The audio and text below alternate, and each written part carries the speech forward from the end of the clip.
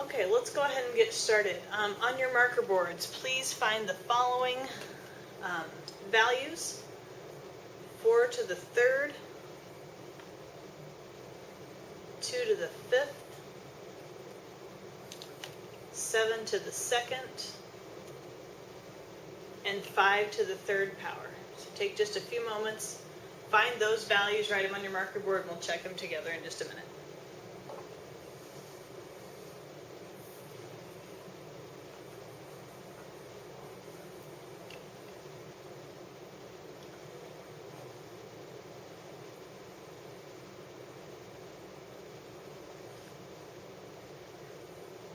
Some of these you could probably do mentally, others you may have grabbed your calculator to find your values. Either way, we should have come up with, what did we get for 4 to the third? Good, we got 64. 2 to the fifth, 32. 7 to the second, 7 squared, you should have been able to do this in your head. I see all of you have 49. And 5 to the third power is, very nice, 125. Okay. So we've worked with exponents quite a bit, and we're going to take that and kind of expand it a little bit today. Okay, so what if I asked you, and don't yell the answer out loud, I want you to think about it a little bit, and you can write the answer on your marker board. What if I asked you to find the value of x in this particular equation? I'm going to let you think about it, because I think you know the answer if you stop to think about it a little bit.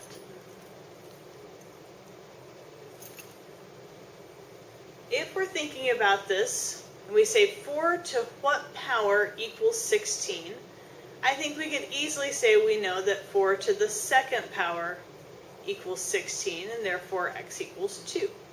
Alright, let's try another one that's similar. What if I asked you 3 to what power equals 81? Take a minute, you can use your calculator if you need to. Figure out what 3 to the x equals 81, what would x equal? See a few of you coming up with it, nice job. Some of you still working a little bit.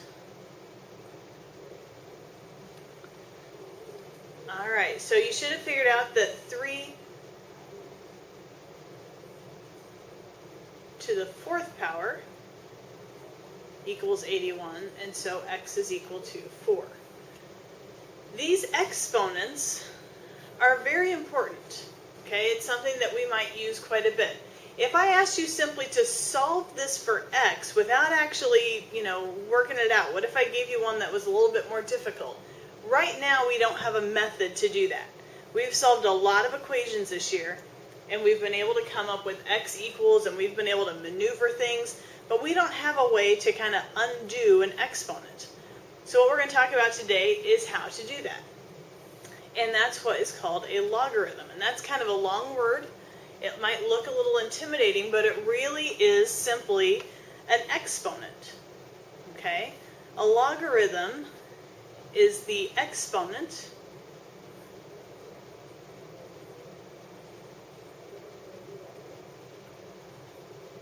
used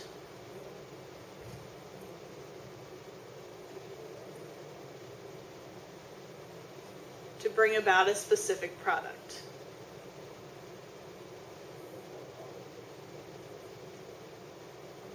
And we know product means to multiply, so basically we're saying if we raise something to a certain power, that's the logarithm. Okay?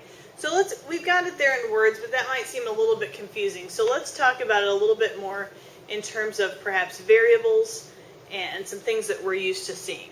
Okay? If we have something like b to the y power equals n, okay? We use b a lot because that's our base, right? That's the base of our exponent, okay? And in this case, we're using y as our exponent, and this could be any number that we want, really. What we're going to talk about is the way to solve this for y, in a sense, is we're going to use what's called a logarithm, and we shorten that to log base b of n equals y. Okay, we're keeping that base. What this really truly means is if I take b, that number, what exponent would I need to raise it to in order to equal n? B to what power equals n? So what we're going to do today is take a little time to practice rewriting. So taking something that's in what we call exponential form, I do want you to have this in your notes, exponential form,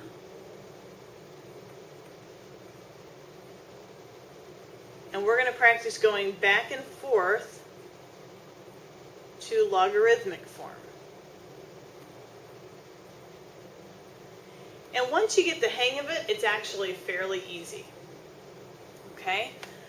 One way that I've seen it explained that kind of helps you keep things organized, I guess you could say, is that you can go around the world. Okay? If we start here with our base, if I go b to the y, it equals n. So you just got to make sure that you make your full circle. B to the y equals n. Okay? All right, so let's practice a few of these. So I'm going to give it to you in logarithmic form, and let's see if we can write it then in exponential form. Okay, we're not worrying about solving it, we're not coming up with answers, we're just rewriting it. So let's say we had something like this. Log base 4 of 16 equals x. Okay, so let's think about our around the world. We're going to go 4 to the x equals 16. So I'm going to put 4 to the x equals 16. Simple as that. That's transferring it from log form, logarithmic form, to exponential form. See if you can follow that same pattern and do this next one on your own. Let's say we've got log base 5 of x equals 3. Do your around the world and write it in exponential form.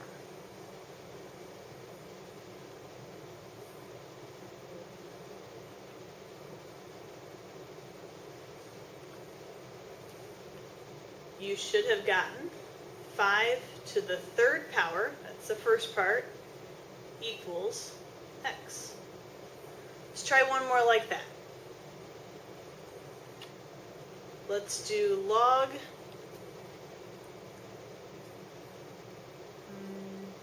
base x of 8 equals 3.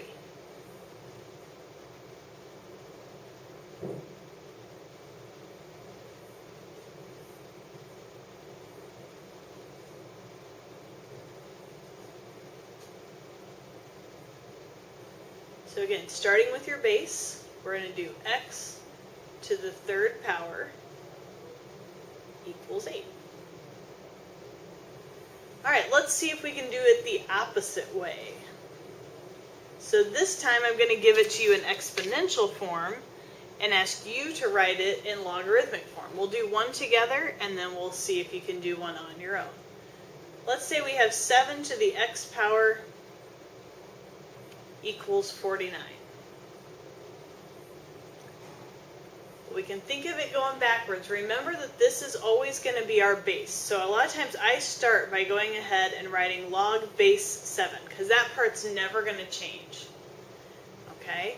And you can think about kind of moving backwards that normally what was over here was where we started. We would do 7 to the x power equals 49. So you're working kind of backwards on this one. Okay? You might even think about doing your around the world again. Except this time you're going to say 7 and 49 kind of go together equals x. So let's try it again with some different numbers. So see if you can follow that same pattern. And let's say we had 10 to the 4th power equals y. Write that in logarithmic form.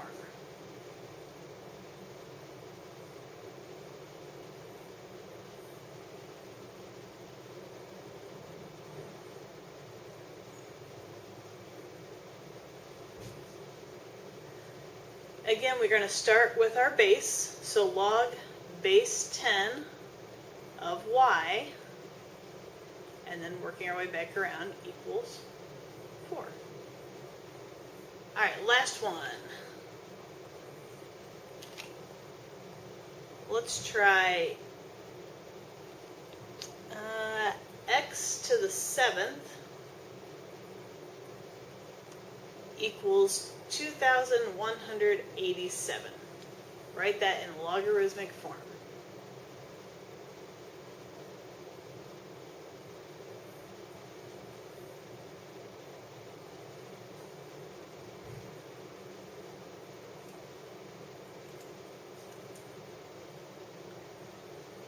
You should have log base x of 2,187 equals 7.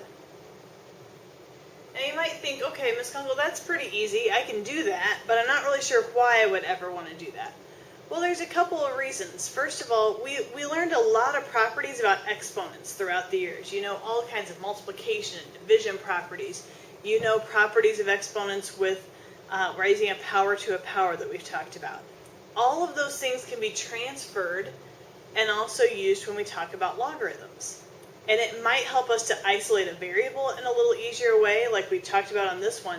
Getting to that x isn't necessarily easy in this form, but when we put it in logarithmic form, that x is isolated, and we can now work with that a little bit better. If I needed to multiply it times 2, or if I need to substitute it into another equation, I can much easier do that in this form.